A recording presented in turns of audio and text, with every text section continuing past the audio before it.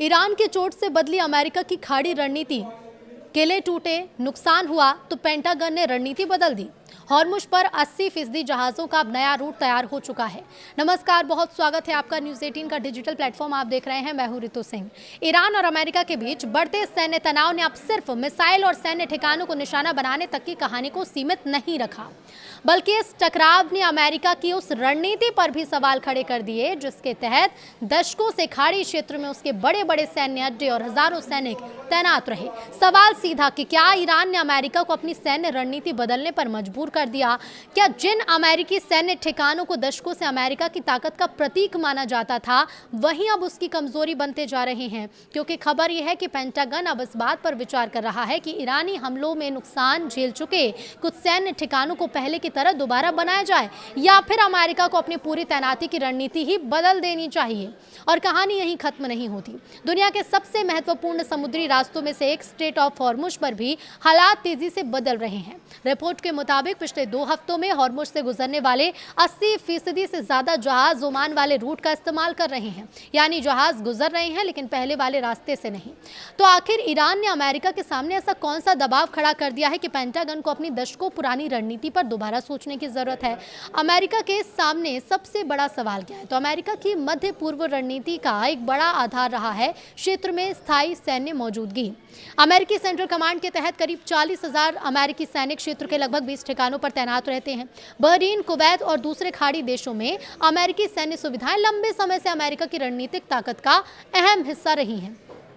अब इन ठिकानों से अमेरिका निगरानी करता है, एयर डिफेंस चलाता है, सैन्य विमानों को ऑपरेट भी करता है और इसके साथ ही समुद्री गतिविधियों पर नजर रखता है और जरूरत पड़ने पर तेजी से सैन्य कार्रवाई कर सकता है। यानी ये सिर्फ सैनिकों के रहने की जगह नहीं, ये अमेरिकी सैन्य शक्ति के फॉरवर्ड बेस है।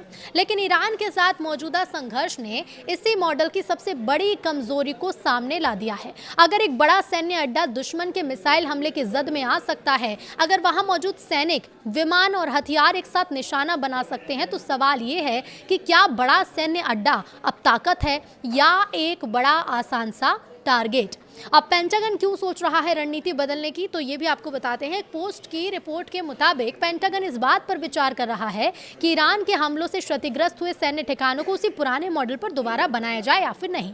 ध्यान देने वाली बात यह है कि अमेरिकी रक्षा मंत्री पीट हेग्सेथ ने ऐसी किसी औपचारिक समीक्षा का आदेश अभी नहीं दिया, लेकिन अमेरिकी रक्षा प्रतिष्ठान इसे भविष्य के लिए प्रूडेंट प्लानिंग यानी कि सावधानीपूर्वक रणनीतिक तैयारी के तौर पर देख रहा है। यही बात यहाँ पर महत्वपूर्ण हो जाती है, क्योंकि अगर अमेरिका अपने पुराने सैन्य ढांचे को उसी तरह दोबारा खड़ा करने की बजाय कुछ बदलाव करता है, तो इसका मतलब केवल कुछ इमारतों का पुनर्निर्माण रोकना नहीं होगा। इसका मतलब होगा मध्य पूर्व में अमेरिकी सैन्य शक्ति के पूरे मॉडल में बदलाव करना।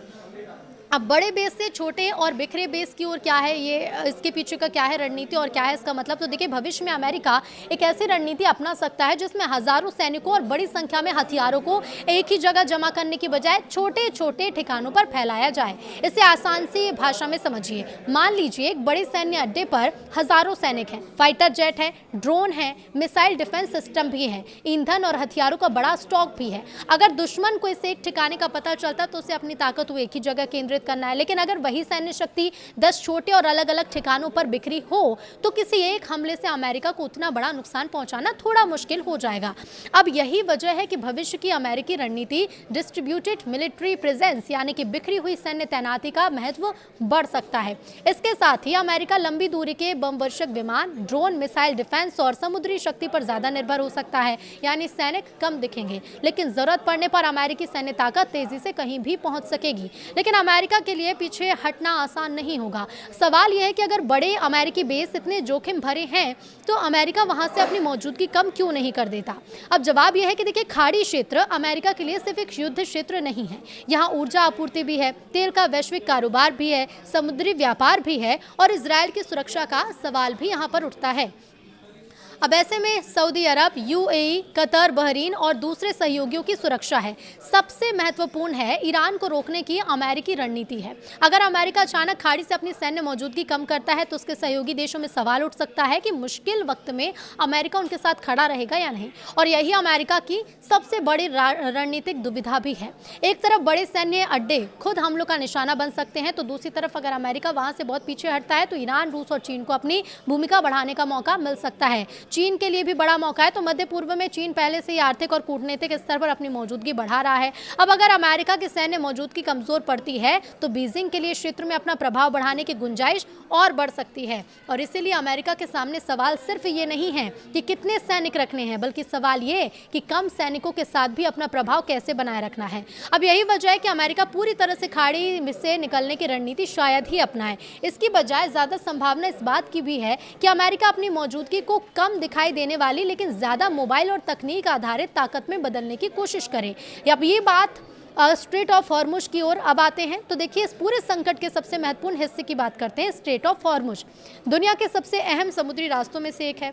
खाड़ी से निकलने वाले तेल और गैस के बड़े हिस्से के लिए समुद्री मार्ग बेहद महत्वपूर्ण है। यानी हॉर्मुज में तनाव बढ़ता है तो इसका असर सिर्फ ईरान और अमेरिका पर नहीं पड़ता, बल्कि भारत, चीन, जापान, दक्षिण कोरिया, यूरोप और पूरी वैश्विक अर्थव्यवस्था पर पड़ सकता है, क्योंकि तेल की कीमतों से लेकर शिपिंग कॉस्ट तक सब पर इसका असर पड़ता है।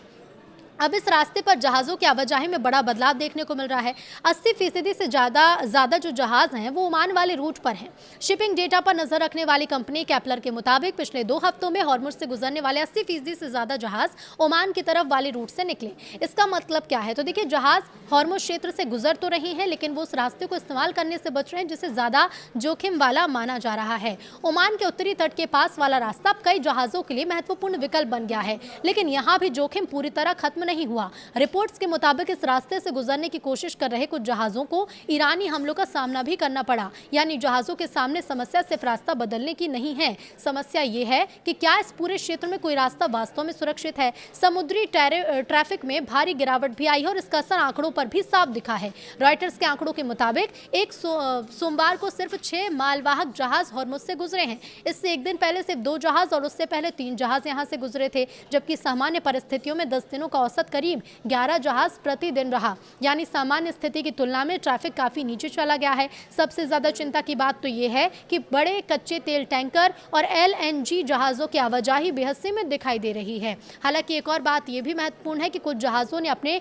ट्रांसपोंडर बंद कर रखे हैं, इसीलिए वास्तविक संख्या सार्वजनिक ट्रैकिंग डेटा से कुछ अलग जरूर हो सकती है। लेकिन इतना साफ है कि हॉर्मुज में जहाज चल रहे हैं, लेकिन सामान्य तरीके से नहीं। ट्रंप का दावा और ईरान का पलटवार क्या है, ये भी जान लीजिए। अब इसी बीच अमेरिकी राष्ट्रपति डोनाल्ड ट्रंप ने सोशल मीडिया पर हॉर्मुज को लेकर एक बड़ा दावा किया।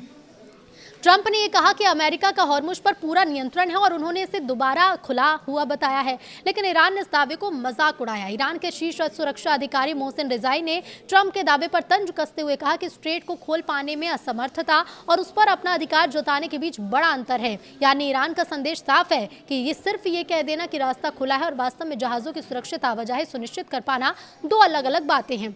ईरान का ये कहना है कि जब तक अमेरिका जून में हुए कथित समझौते से जुड़े वादों को पूरा नहीं करता, तब तक हॉर्मुज पूरी तरह से सामान्य नहीं होगा। इधर इस पूरे संकट के बीच यूएई और ईरान के रिश्तों में भी तनाव बढ़ा है। यूएई का दावा है कि ईरान की तरफ से उसकी ओर 2 बैलिस्टिक मिसाइल दागी गई, तो वहीं यूएई के मुताबिक उसके एयर डिफेंस सिस्टम ने इन मिसाइलों को मार गिराया है। इसके बाद यूएई ने ईरान के साथ वित्तीय लेन देन रोकने का ऐलान कर दिया है, लेकिन इन सभी आरोपों को ईरान ने खारिज किया और कहा कि उसने यूएई को निशाना बनाकर कोई हमला नहीं किया और इस तरह के आरोप क्षेत्रीय सुरक्षा के लिए नुकसानदायक हो रहे हैं। लेकिन अमेरिका ईरान तनाव अब धीरे धीरे पूरे खाड़ी क्षेत्र की राजनीति और सुरक्षा व्यवस्था को भी प्रभावित कर रहा है। सिर्फ हॉर्मुज नहीं बल्कि बाब अल मंदेब भी प्रभावित हुआ है। ये समस्या सिर्फ हॉर्मुज तक सीमित नहीं है, लेकिन और बढ़ती जा रही है। लेकिन सवाल सिर्फ एक ही है कि आखिर ये तनाव कब तक बढ़ेगा और कितने क्षेत्र में बढ़ेगा।